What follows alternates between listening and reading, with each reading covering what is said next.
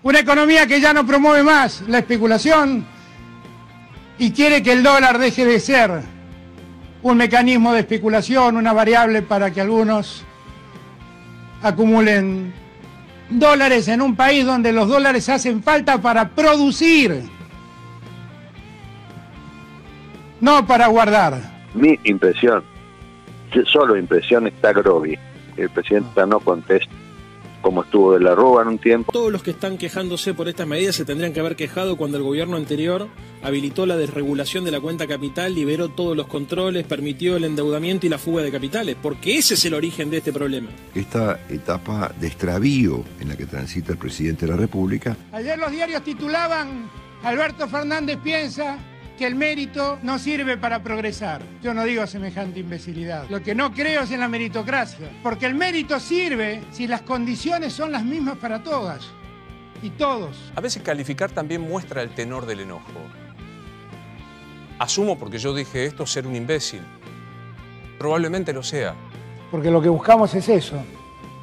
Empresarios que confíen en el país, que inviertan, que produzcan, que ganen, que den trabajo, que es lo que el país está necesitando después de 4 años de postración. Para nosotros es importante dejar en claro que no queremos exponer en el distrito donde hay mayor circulación, que es la región metropolitana del COVID-19, al riesgo de concurrir a la escuela.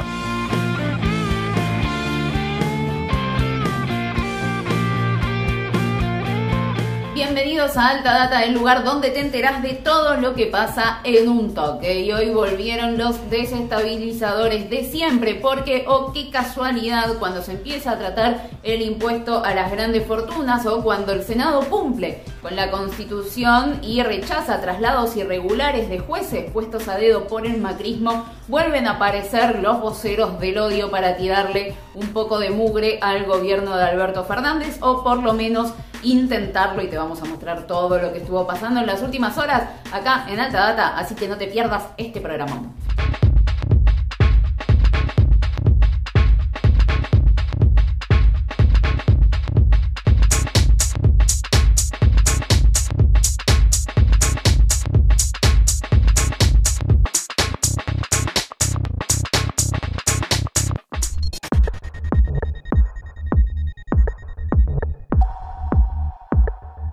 Se los dije al principio del programa, hoy vamos a hablar bastante de estas personas que intentan desestabilizar al gobierno de Alberto Fernández en medio de esta crisis sanitaria sin igual que estamos viviendo en la Argentina y en todo el mundo. Hace unas semanas nada más, no sé si se acuerdan, Duhalde había dicho que no iba a haber elecciones y después planteó como que se había ido de boca, intentando desdecirse un poquito de estas frases muy polémicas. Pero se ve que estuvo limpiando la casa y encontró ahí el libreto en medio de algunos papeles perdidos y volvió a la carga con estos conceptos que realmente a nadie le causan gracia. Evidentemente, todo esto está motorizado por las medidas que está tomando el gobierno y que a los sectores de poder no le interesan demasiado, entonces salen con sus voceros. Vamos a ver qué fue lo que dijo Duhalde. La verdad, en el Castro, que ya nada me sorprende, ¿no? Un gobierno que no entiende, un gobierno que no sabe que la gobernanza en crisis es absolutamente distinta a una gobernanza en tiempos normales o cuasi normales, ¿no? No lo entiende, no lo ha entendido nunca, por eso arrancan con 22 ministerios. Usted sabe bien, o creo que sabe, que en época de crisis la energía que emana de una sociedad, de un gobierno, de los empresarios, de los trabajadores, es muy limitada, especialmente por la crisis. Y si uno dispersa esa energía pretendiendo arreglar 10 temas a la vez, termina sin arreglar ninguno. Mi impresión, solo impresión, está Grovi. El presidente no contesta, como estuvo de la Rúa en un tiempo. Aunque muchos quieran venir con desinformaciones y sus operaciones, lo cierto es que ayer el Senado rechazó el traslado de jueces puestos a dedo por el macrismo de forma completamente irregular porque no cumplieron con la Constitución. No pasaron justamente por la Cámara Alta, que es la que tiene que dar el visto bueno. Sin la presencia de la oposición, que decidió retirarse y no dar el debate, el oficialismo entonces rechazó estos traslados y generó un descontento enorme, no solo en la oposición, sino también en los medios adictos. Mirá cómo en TN atacaron a un senador justamente de Cambiemos al aire. Senador. Entonces, a mí me parece que cuando van por todo, la Corte tiene que poner freno. Sí. Adrián Ventura, buen día. Le voy a dar un dato. La Corte no tiene mayoría para hacer nada. Ese es un dato concreto, es un dato real, un dato de ahora. La Corte no va a hacer nada porque no tiene mayoría para admitir el persaltum de los jueces. Frente a este dato concreto, que es real, ¿qué hacemos? ¿Qué hacen los senadores? ¿Qué hace el resto de las instituciones? Ya sé que la Corte tiene que hacer, pero la Corte no hace. ¿Qué hacemos? Bueno, la Corte tiene que expedirse. Después la Corte tendrá que rendir cuentas. Cada uno se hace cargo de sus fallos ante la sociedad. Y en un sistema democrático y en un esquema de división de poderes, la última instancia es el Tribunal Supremo.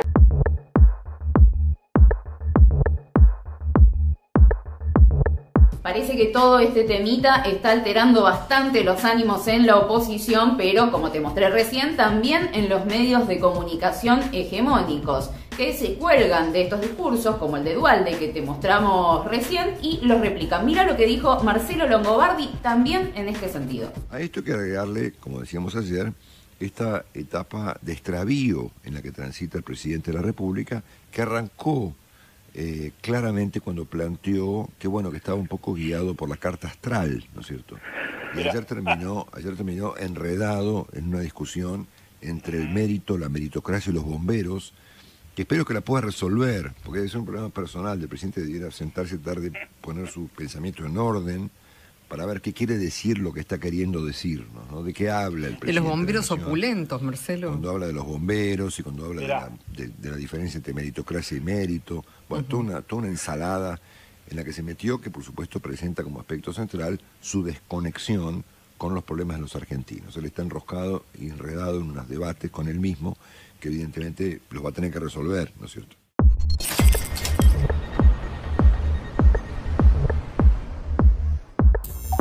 Por supuesto que el debate de la coparticipación sigue estando en agenda, porque Alberto Fernández, recordarán ustedes, anunció una distribución más equitativa de estos fondos federales entre las provincias, quitándole un punto a la ciudad para devolvérselo a la provincia de Buenos Aires. En medio de todo este debate, un organismo del Estado publicó los números de cuánta plata además recibió la administración de la ciudad de Buenos Aires por este regalo que le hizo Mauricio Macri a la capital federal cuando él fue presidente de la nación, con la excusa de la transferencia de la policía. Veamos los datos porque son realmente sorprendentes. Acá tenemos cuánta guita de más recibió la ciudad de Buenos Aires con relación a la coparticipación que le regaló Macri. Hablamos de 85.000 millones de pesos. Son datos de la Secretaría de Provincias del Ministerio del Interior. La delicada situación económica que está viviendo la Argentina producto de la pandemia del coronavirus, pero también no nos olvidemos de 4 años de macrismo, fue muy bien descrita por el politólogo Leandro Santoro, asesor presidencial, que la describió y me hace acordar esto a Sofovich como un Shenga financiero. A ver qué dijo. Yo creo que todos los que están quejándose por estas medidas se tendrían que haber quejado cuando el gobierno anterior habilitó la desregulación de la cuenta capital, liberó todos los controles, permitió el endeudamiento y la fuga de capitales, porque ese es el origen de este problema. Estamos frente a dos crisis simultáneas que se potencian. La crisis sanitaria del coronavirus, que paraliza el comercio mundial, y la crisis financiera, con su causa en la deuda externa, en el sobreendeudamiento, que también ha vaciado las reservas del Banco Central. ¿Qué es lo que está haciendo el gobierno? Tratando de administrar el Shenga financiero que nos dejaron. Es imposible discutir en serio si nosotros no entendemos que el gran problema estructural de la economía argentina se llama restricción externa. ¿Qué significa la restricción externa? Que la Argentina consume más dólares de los que produce. ¿Cómo se consiguen dólares? Tomando deuda. Ya eso no se puede porque los que estaban anteriormente se tomaron todas las que se podían tomar y encima generaron un cepo y un default. En segundo lugar, consiguiendo inversiones financieras. En tercer lugar, privatizando. No estamos dispuestos a privatizar los activos del Estado, ya bastante hicieron los de la gestión anterior y los neoliberales. Y en cuarto lugar, generando inversiones extranjeras directas, que como te está explicando Hernán, es difícil que vengan en este momento a la Argentina, porque no van a ningún lugar del mundo, y exportando. Y nosotros venimos diciendo que la estrategia económica de la Argentina consiste en generar un boom exportador desde hace mucho tiempo a partir de las ventajas comparativas que la Argentina tiene. Ahora, para esto lo primero que tenemos que hacer es ordenar nuestra macroeconomía.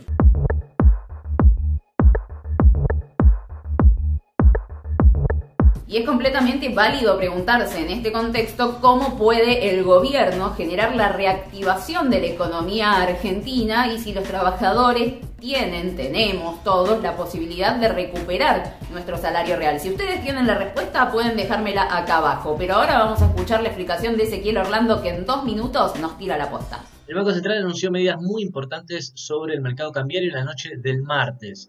En primer lugar, se va a cobrar una retención del 35% a cuenta de impuestos a las ganancias y bienes personales.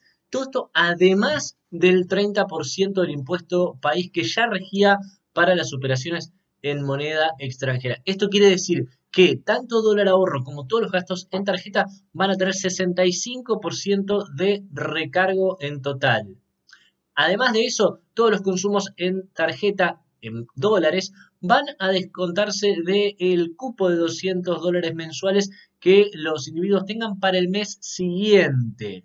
Para empresas también se tomaron otras medidas, como por ejemplo limitar los pagos que pueden hacer las grandes compañías por préstamos que sacaron en dólares en el exterior. Y todo este paquete lo que viene a buscar es tratar de frenar el drenaje de divisas que está teniendo las reservas internacionales del Banco Central. En concreto, en las primeras 9 ruedas de septiembre, las reservas cayeron casi 400 millones de dólares. En lo que va de 2020, las reservas cayeron más de 2.300 millones de dólares. Esto es un movimiento muy importante que, se debió en un principio a la inestabilidad que había dejado el gobierno de Cambiemos. Ahora cambió la situación con la reestructuración de la deuda externa y estas medidas son importantes para frenar la caída de reservas y después tratar de consolidarlas. En una entrevista en donde estuvo el Destape junto a otros medios, el ministro de Economía, Martín Guzmán, ayer dijo que se necesita otro tipo de regulación en la cuenta del capital y que estas medidas del Banco Central lo que apuntan es a dar mayor robustez macroeconómico. Todo esto va a ser justamente para en el largo plazo o mediano, en realidad, tratar de reforzar las reservas del Banco Central. No son medidas que se quieran a largo plazo, sino simplemente son herramientas para un camino futuro. En donde estuvo el Destape junto a otros medios, el ministro de Economía, Martín Guzmán, ayer dijo que se necesita otro tipo de regulación en la cuenta del capital y que estas medidas del Banco Central lo que apuntan es a dar mayor robustez.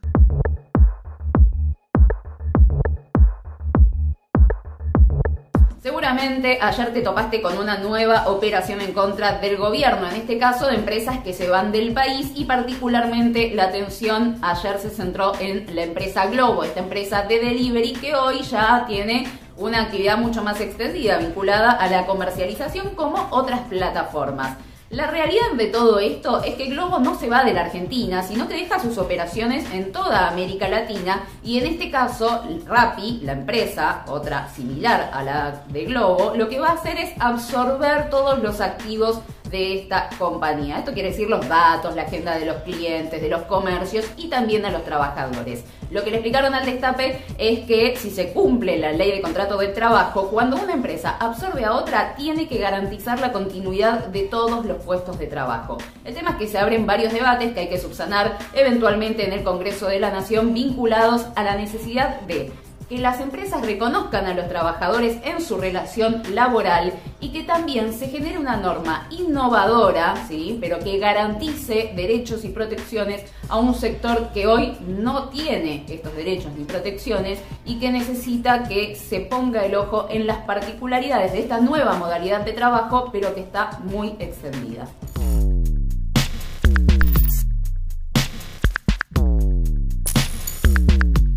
Hoy es un día de festejo para todos los que formamos parte de la comunidad del Destape, porque el Destape Radio cumple 2 años. Sí, 2 años. Gracias, por supuesto, a todos ustedes que están del otro lado escuchándonos y bancando este proyecto. Porque ustedes recordarán que en septiembre del 2017, Roberto Navarro, director del Destape, fue echado de C5N por pedido explícito del expresidente de la Nación, Mauricio Macri. Podría haberse quedado quieto, tranquilo, en su casa, pero no. Lo que decidió Roberto fue seguir adelante con su propio medio de comunicación. Siguió con el programa de tele, en este caso en formato digital, en YouTube, con el portal, por supuesto. Y un año después, en 2018, nació el Destape Radio, que hoy finalmente está cumpliendo 2 años y esperemos que sean muchísimos, muchísimos años más. Para eso, por supuesto, los necesitamos a todos ustedes, que sigan apoyando este proyecto, que se suscriban y que avancemos todos juntos de la mano. Para eso, o del codito, ¿no? Porque ahora estamos en pandemia. Para eso pueden meterse a eldestapeweb.com. Arriba tienen un banner que dice Hagamos Historia. Hacen clic ahí, se suman a este proyecto y seguimos cumpliendo muchos años más todos juntitos. En ese partido nosotros vamos a jugar. Que nos echaron de los medios tradicionales. Por orden de Mauricio Macri. A las 2 semanas estábamos en YouTube. Potenciamos el portal. Y ahora volvimos a la radio. Somos un proyecto colectivo. Somos un proyecto colectivo. Junto con vos. Un proyecto colectivo. Cuando quieras. Somos un proyecto colectivo. Un proyecto colectivo.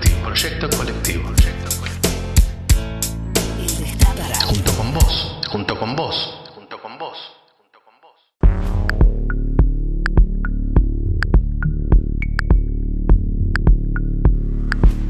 Vamos con los datos del coronavirus en la Argentina. Según el Ministerio de Salud de la Nación, el país tiene 589.012 contagiados, 11.674 en la última jornada. También hay 12.229 fallecidos, de los cuales 264 tuvieron lugar en las últimas 24 horas y hay 456.347 recuperados.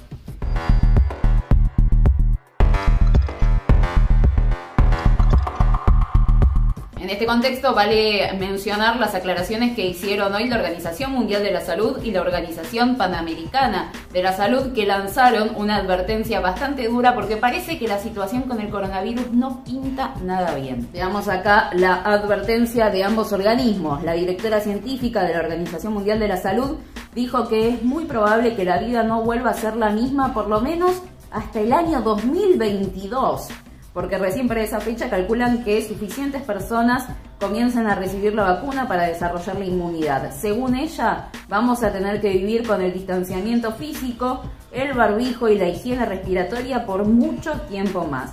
Por otro lado, desde la Organización Panamericana de la Salud advirtieron que en América Latina se está abriendo demasiado pronto. De acuerdo al organismo, los países de la región empezaron a reanudar su vida social y pública en momentos en que la pandemia todavía requiere de importantes intervenciones de control. La directora del organismo dijo: abrir demasiado pronto le da a este virus más espacio para propagarse y pone a nuestras poblaciones en mayor riesgo. En la ciudad de Buenos Aires sigue la polémica por las clases, particularmente por los 6.500 pibes y pibas que quedaron sin contacto con la escuela durante estos meses de pandemia por no tener los dispositivos tecnológicos ni la conectividad para poder seguir las clases de forma virtual. Después de la propuesta del gobierno porteño de dar clases en espacios al aire libre, el ministro de Educación de la Nación, Nicolás Trota, dijo qué es lo que se va a hacer. ¿Qué pasa con la ciudad de Buenos Aires? ¿Están insistiendo con la vuelta a las clases presenciales? Ayer ingresó a última hora, alrededor de las 11 de la noche, el proyecto para ser evaluado por la Comisión Técnica, como hemos llevado adelante con todas las jurisdicciones que tienen perspectivas de apertura de actividades escolares. ¿No? En este caso, por lo que nos habían adelantado, todavía no hemos podido analizar el proyecto, pero por lo que nos adelantó la ministra, se vincula a poder utilizar espacios públicos, 48 plazas de la ciudad de Buenos Aires, para llevar adelante tareas de acompañamiento de los estudiantes que han tenido menor nivel de vínculo, nulo vínculo con la escuela, que el gobierno de la ciudad establece que son 6.500. Nosotros en la reunión le volvimos a insistir al gobierno de la ciudad la nominalización de los chicos y de las chicas para que podamos distribuir las computadoras que ya tenemos listas, ¿no? Que están precargadas, nos falta poder individualizarlos para poder cargar el material pedagógico específico según el grado o el año, y a partir de la georreferenciación que esperemos que nos den en estos días, poder ver cuál es la mejor solución que también garantice la conectividad en cada una de esas computadoras, ¿no? Para nosotros es importante dejar en claro que no queremos exponer en el distrito donde hay mayor circulación, que es la región metropolitana del COVID-19, al riesgo de concurrir a la escuela. Vamos cerrando Alta Data con 3 al toque, 3 noticias que lees en un toque en el destapeweb.com. La primera, abrió la inscripción a la moratoria para deudas tributarias, aduaneras y previsionales. Los adherentes podrán regularizar sus deudas tributarias, aduaneras y previsionales hasta en 120 cuotas. Por otro lado, el Senado aprobó la creación de un fondo para reequipar a las Fuerzas Armadas. El Senado sancionó la creación del Fondo Nacional de la Defensa por unanimidad y sin la presencia de Juntos por el Cambio, que decidió abandonar la sesión. Se trata de un fondo específico destinado al reequipamiento de las Fuerzas Armadas para que puedan cumplir con los objetivos de la política de defensa al garantizar la soberanía nacional. Y finalmente, el gobierno prevé que la economía va a estar creciendo en el primer trimestre del 2021. Tras la presentación del ambicioso proyecto de ley sobre el presupuesto 2021, la vicejefa de gabinete, Cecilia Todesca, adelantó que para el primer trimestre del año que viene se proyecta una mejora de la economía. A contramano, calificó a este año como un periodo dramático a causa de la pandemia del coronavirus. Nos vamos despidiendo lentamente de este Alta Data cargadísimo de información, no sin antes leer uno de sus mensajes. Muchas gracias por estar como siempre del otro lado. Acuérdense de darle like a este video, de compartirlo y de comentarlo, así le llega a muchísima más gente y rompemos con el cerco mediático. En este caso vamos a leer el mensaje de Irma Pilberg, que dice: Rodríguez Larreta, Santilli y Sol Acuña entreguen a las niñas tablets y conectividad. Si las niñas presenciaran las clases, los contagios aumentarían en relación a la propuesta de dar clases presenciales en espacios abiertos. Con este mensaje nosotros nos vamos despidiendo, nos encontramos como siempre mañana a las 18:30 en Alta Data por El Destape. Entonces, obviamente, todos hacen lo que la reina, entre comillas, la reina maldita, quiere. Tengo mucha bronca. Creo que nos han robado el país, que los jóvenes no tienen futuro. Tengo 2 hijos profesionales que los estoy empujando para que se vayan. Quiero que se vayan de este país, por más que sé que hay que quedarse a luchar. A mí me arruinaron la vida. Todos los gobiernos, salvando a Macri, que fue lo único bueno que nos pasó, todo lo demás un desastre. ¿Qué rescataría de la gestión de Macri? Mira, excepto la parte económica, que reconozco que fue muy difícil, para mí íbamos en camino a ser un país en serio, un país primermundista, un país donde nos respetaron. Macri, una persona que en todo momento respetó la Constitución, una persona que me da orgullo verlo ante el mundo, que nos devolvió al mundo, una persona honrada, decente. Para mí lo mejor, es un orgullo. Clarín ya fue, TN ya fue, La Nación también. Apoyemos a los medios que resistieron estos 4 años de Macri. Dale like al video, además déjanos un comentario, así este programa le llega a todo el mundo.